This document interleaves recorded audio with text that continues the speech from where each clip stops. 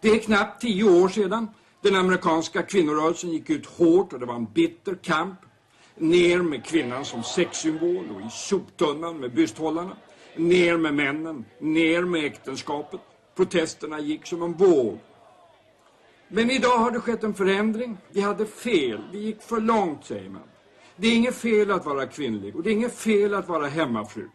Om man är beredd att beklaga överdrifterna och misstagen som begåtts. There were some extremists in the women's movement that in a certain period advocated what I felt was a pseudo-radical sexual politics, which made too little analogy with class warfare or the battle against racial oppression, looking at the relationship of woman and man in a way that denied the reality of the interdependence and of the human, biological, sexual, social, well, our need for each other. But this other sexual politics seemed to be saying woman is a man, woman is a class rising up, oppressed class rising up against man as a class, the oppressors, down with men, down with marriage, down with even child bearing, down with you know, everything that women had done to please or attract men, down with this sexual relationship between this, all of that. And this man-hating, no, that's true. It was in the extremist fringe of the movement.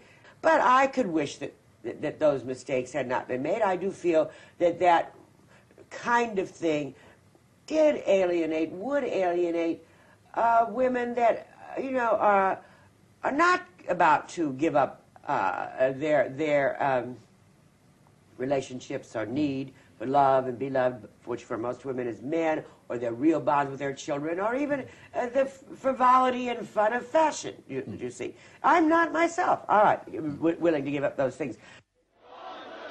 The better you feel about yourself as a person, the better you feel about yourself as a woman, you know, the more you can express it more joyously in your dress and more freely. In other words, sometimes you feel like dressing up, you know, getting all dressed up, and sometimes you feel like wearing blue jeans, and both are all right, you know, both.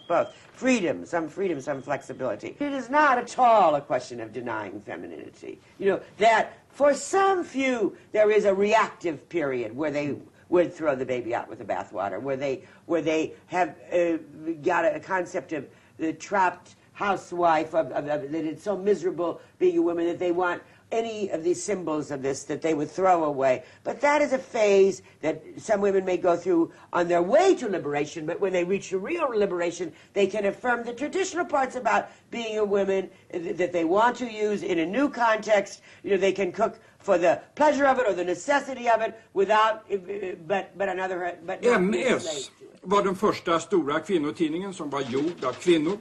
Tidningen har kämpat för lika rättigheter och varit ute i alla strider.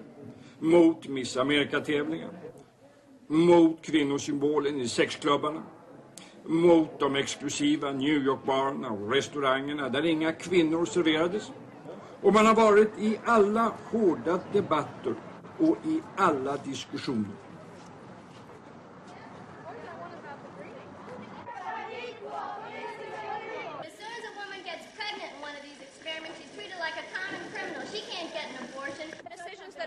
All right, will you please sit down or be removed from the... No, we are going to sit down. Why don't you give us some solid to our questions?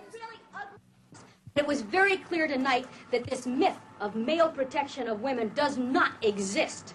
If you had equality between men and women, you couldn't have marriage. Just like people say, well, couldn't we get rid of the bad things about marriage? Couldn't you have gotten rid of the bad things about slavery? Det där ligger bakom nu. Man vill inte tala om att man hade fel, men det är en utveckling som har skett och det är något nytt som har kommit till. The change is not the repudiation of anything. Change is growth. Change is evolution.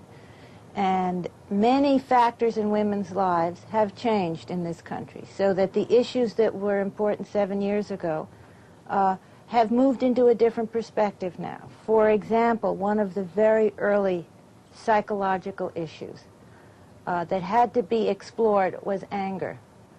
Was the venting of anger, the recognition of anger, women telling each other how angry they were about the frustrations of their lives.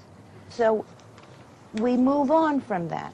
What we write about in the magazine moves on from that. We move on, for example, as we did in our December issue, to what we discussed in the issue as the new intimacy. What kind of relationships are possible between women and men once the anger has happened, once the question of equality has been addressed? What is intimacy like between two people who have discussed inequality, who have explored inequality and committed themselves to equality? Well, that topic wasn't appropriate 7 years ago. It's appropriate now because of all the thinking and talking and experience that's gone between. So that's an example of the psychological issue, how a psychological issue can evolve. There are comparable patterns of evolution in political issues, too, obviously.